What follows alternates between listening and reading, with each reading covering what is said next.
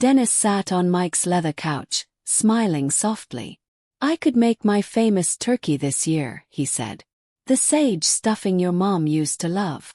The room smelled of Bella's expensive vanilla candles, the 12-foot Christmas tree glowing beside them. Mike shifted, shoulders tense, his wedding ring catching the light. "Dad, you won't be welcome here for Christmas." The words hung heavy. Dennis blinked, unsure he'd heard right. "What do you mean?" Mike looked down at the marble table Dennis had helped buy. "Bella's parents are coming. They'd prefer if you weren't here." Dennis stared around the room. Every corner whispered of his sacrifice. The curtains, the floors, the molding, all bought with his money. "They'd prefer," he repeated slowly. "And what way is that, Mike?" His son flinched. "Please, Dad, don't make this harder." Dennis nodded faintly and rose to his feet, knees stiff with years of labor. "Tell Bella's parents. Feliz Navidad," he said and left. Outside, the December air slapped his face. He walked toward his old truck, leaving behind the warm lights of the home he had built but was never welcome in. At a red light, Dennis watched a young father loading presents into an SUV, two kids pressing fogged faces to the window. Once that had been him and Mike. The numbers started rolling in his head. $2,800 every month for 5 years. A second mortgage, a refinanced house, savings drained. He passed the bank on 5th Street where he'd signed away security for someone else's comfort. He gripped the wheel, bitterness burning through him. Someone else's investment, the loan officer had said. He hadn't realized how true that would become. He parked at his cracked driveway, the repair he could never afford. The porch light flickered like a tired heartbeat. Inside, the house felt hollow without Mary's laughter. His phone rang. Bella's name. He answered on the 4th ring. "Dennis," she began sweetly, "about the misunderstanding with Mike." "No misunderstanding," he said flatly. She spoke of atmosphere, educated guests, and class. Then her tone sharpened. "They're not used to your kind of cooking." He breathed deeply. "Mary had more class in her little finger than your entire family." Silence. Then he ended the call. That night, Dennis spread bank papers across his kitchen table like evidence at a crime scene. 5 years of automatic transfers. 60 payments. $2,800 each. His life in numbers. Granite counters, kitchen mixers, curtains, and debt. He called the bank. "Cancel the transfer," he said firmly. "Effective immediately." "Done," said the clerk. He hung up and looked around the quiet house. For the first time in years, peace. He fed the papers to the fireplace and watched 5 years of martyrdom turn to ash. "Merry Christmas to me," he whispered, raising his glass to Mary's photo. Morning sunlight spilled through Dennis's kitchen window as he sipped strong coffee. For the first time in years, no mortgage transfer would drain his account. At exactly 10:47 a.m., his phone rang. Bella again. "Dennis, I need you to pick up my parents from the airport. Their flight lands at 2. He stared at the phone in disbelief. "You remember our conversation yesterday?" he asked. "Let's not dwell on that," she said sharply. "Just wear something decent and don't embarrass us." He smiled faintly. "Of course, Bella. I'll take care of everything." At 2:15, Dennis sat in his armchair with a cup of Earl Grey, reading the Sunday paper. His phone buzzed again. Bella. Then again. By 3:30, 6 missed calls. He didn't move. The December sun poured across his living room, soft and calm. He unplugged the landline, powered off his cell, and made a grilled cheese sandwich with tomato soup. Across town, Bella and her parents were likely fuming in an airport parking lot. He smiled as he dipped the sandwich into the soup. The piece tasted better than anything money had ever bought. By 5, fists pounded his door. Dennis opened it to see Carl Jenkins red-faced, Kate Jenkins scowling, and Bella trembling with fury. "You humiliated us," Carl barked. "We waited 3 hours." They pushed inside without invitation. Get out of my house, Dennis said evenly. Kate sneered. Do you know who my husband knows? Carl jabbed a finger at him. You'll regret this. Dennis stepped aside, holding the door open. Lesson's over, he said quietly. You can leave. The deadbolt clicked after them. The silence that followed felt like music. 3 days later, Dennis opened the newspaper and froze. His own face stared back at him from page 3. Headline: Businessman abandons elderly couple during holiday storm. It had been 52 and sunny. The story painted him as cruel and unstable, a danger to society. He read it twice, then again. Beneath the lies, he recognized the hand that wrote them. Carl had called in favors. It wasn't anger Dennis felt, it was focus. He'd built a business from nothing before. Now he'd rebuild his name the same way, strategically. He opened his laptop and typed the names. Carl Jenkins, Kate Jenkins, Bella Flores, Mike Flores. Their social media pages glowed like evidence. Photos of granite counters, luxury dinners, blessed life captions, all built on his money. Then he saw it, Mike's new LinkedIn connection. Paula Morris, the journalist who'd written the article. Puzzle fit. Carl had planted the story. Dennis printed receipts, screenshots, and statements. Each page screamed hypocrisy. By midnight, a plan was forming. Simple, sharp, and final. Christmas Eve would be the perfect stage for the truth. The next morning, Dennis stacked his evidence neatly into 12 identical folders. One for each dinner guest at Bella's upcoming Christmas party. Each folder held bank transfers, receipts, and photos of the life they'd flaunted online. The article sat on top, marked in red ink: lie, distortion, false. He pressed his navy suit, the same one from Mary's funeral, and polished his shoes. He looked in the mirror, not at the old man they'd humiliated, but at someone new, quiet, deliberate, and ready. Merry Christmas, he whispered. Let's begin. At 6:30 p.m. on Christmas Eve, Dennis parked outside their glowing house in Kendall Yards. Cars lined the street, laughter floated through the windows. He checked his watch. Perfect timing. The front door was unlocked, of course. Bella had always boasted about how safe their neighborhood was. He stepped inside quietly, the warmth and chatter washing over him. In the dining room, 12 faces turned toward him. Bella froze mid-laugh. Mike's fork dropped. Good evening, everyone, Dennis said calmly. I hope you don't mind me joining your Christmas celebration. Dennis, this is completely inappropriate, Bella snapped. You need to leave now. Actually, Dennis said, opening his briefcase, your guests deserve to know who really paid for this house and this dinner. He placed a folder in front of each guest. The room fell silent except for the rustle of papers. Faces shifted from confusion to shock. A woman gasped. Is this real? Another asked, eyes wide at the totals. Bella's voice shook. He volunteered to help us. Dennis set the newspaper on the table. Let's talk about what you told the press. Carl's face turned white. Kate's fingers clutched her wine glass. Dennis's voice stayed calm. You called me unstable, a cruel old man. You said I abandoned you in a snowstorm that never existed. A man at the table frowned. Carl, was it really 52 degrees that day? Carl stammered. Catherine's composure cracked. Dennis, this is a misunderstanding. No, Dennis interrupted. It's exploitation. I paid your bills for 5 years, and when I stopped, you punished me in public. The room buzzed with whispers. Their polished world began to crumble. Mike finally spoke, his voice small. Dad, I didn't know about the newspaper. Dennis looked at him evenly. Your wife knew. Her parents orchestrated it. Around the table, guests exchanged uneasy glances. They called me beneath them, Dennis continued. Said my cooking and my accent would embarrass them. Silence swallowed the room. A woman whispered, That's cruel. Dennis nodded. Yes, but tonight isn't about cruelty. It's about truth. He closed his briefcase, straightened his tie, and walked to the door. Behind him, chaos erupted.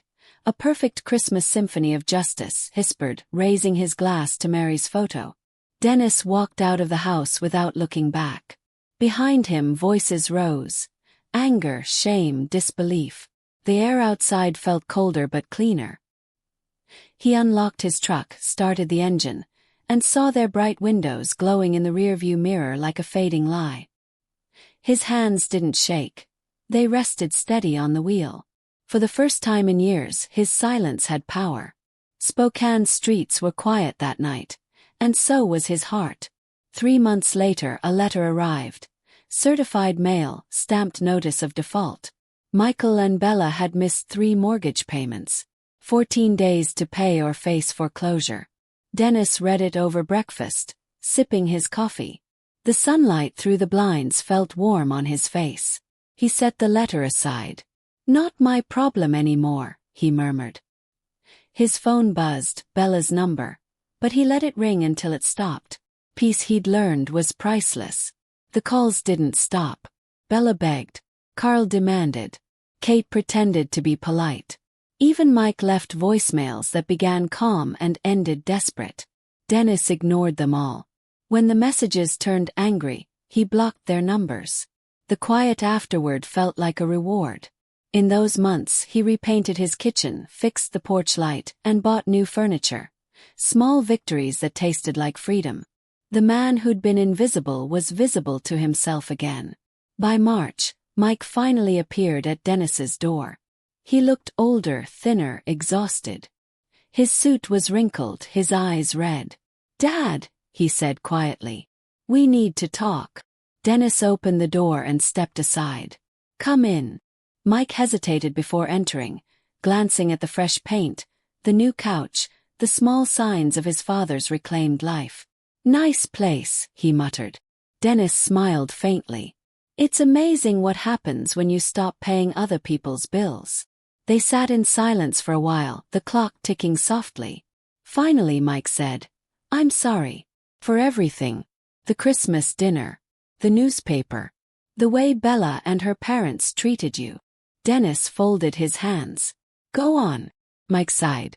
"I didn't know they planted the story. When I found out I was sick. They said awful things about Mom. Said she knew her place." Dennis's jaw tightened, but his voice stayed calm. "Yes, that sounds like them." Mike rubbed his face. "The house is in foreclosure, Dad. We can't make the payments without—" He stopped himself.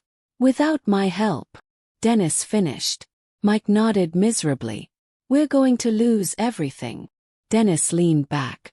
"Son, you already lost what matters most." Mike frowned. "What do you mean?"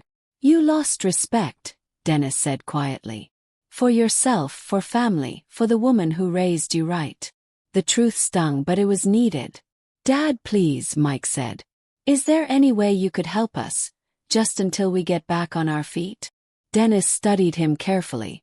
"Do you know how much I gave you over the years?" Mike nodded. Bella calculated it after Christmas. "Over 200,000. Dennis shook his head. 237,468.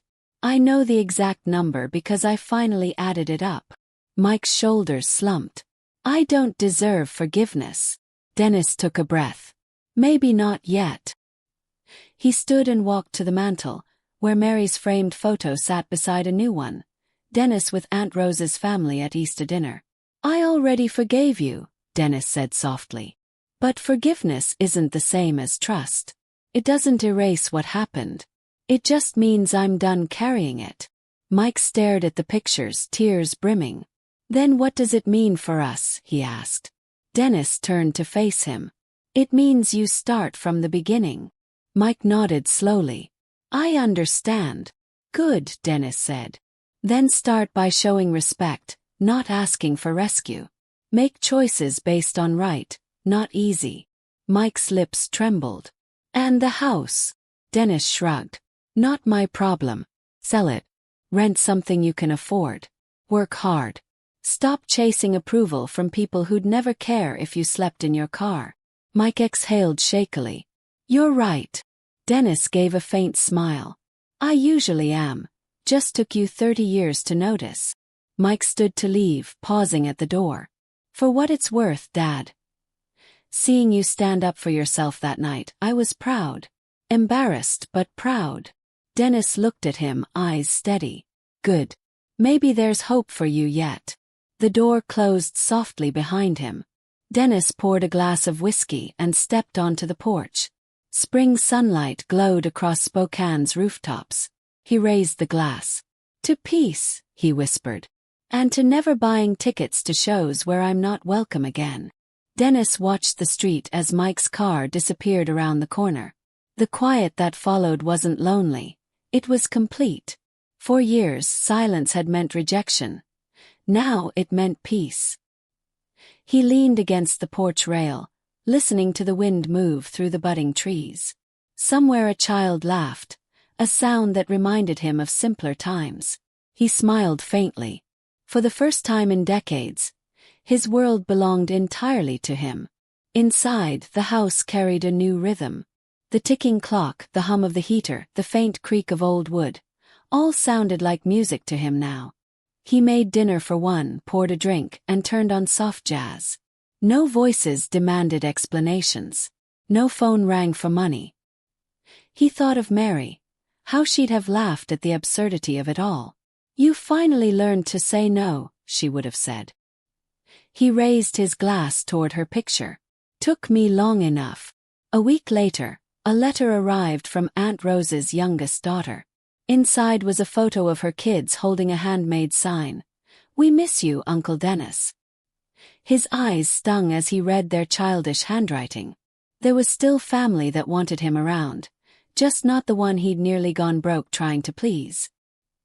He placed the photo beside Mary's and smiled. Real family shows up because they love you, he whispered. Not because they need your checkbook.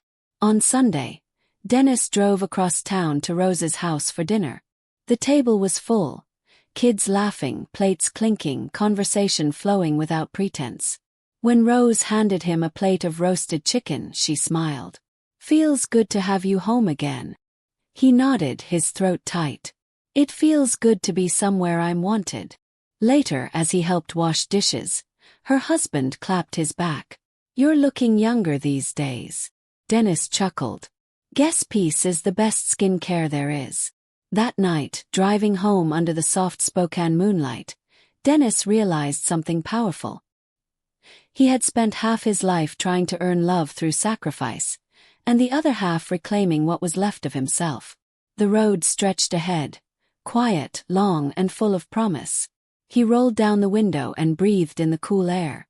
No regrets, no resentment, just freedom.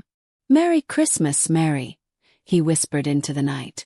You'd be proud of me now. The days that followed were calm and full of small joys. Dennis started tending his garden again, planting new roses beside Mary's old tulips. The smell of earth reminded him of her laughter, of the life they'd built from nothing. He stopped checking his phone altogether. No more waiting for apologies or explanations. He had learned the beauty of moving on without bitterness. The silence in his house now sounded like peace. Across town, Bella's world began to crumble. Word spread fast in Spokane after the Christmas dinner scandal. Her parents' reputation took a hit, and Carl quietly resigned from his social club. Neighbors whispered, friends pulled away. For once, Dennis didn't take satisfaction in their downfall. He simply felt nothing. Justice had already been served the night he walked into that dinner and told the truth. The rest was just gravity doing its work. Mike sent one last message in April. Dad, we sold the house. Starting over in a smaller place. Bella's gone back to her parents. I'm sorry again. Dennis read it once, then set his phone down. No anger, no triumph, just understanding. Sometimes losing everything was the only way to see what truly mattered. He wished his son well in silence, hoping he'd learn that love without respect always ends in debt. Spring deepened into early summer. Dennis took long walks through his neighborhood, greeting neighbors, sharing jokes, and stopping for coffee at the corner cafe. People began to know him again, not as the man in the newspaper, but as the kind, quiet gentleman with warm eyes.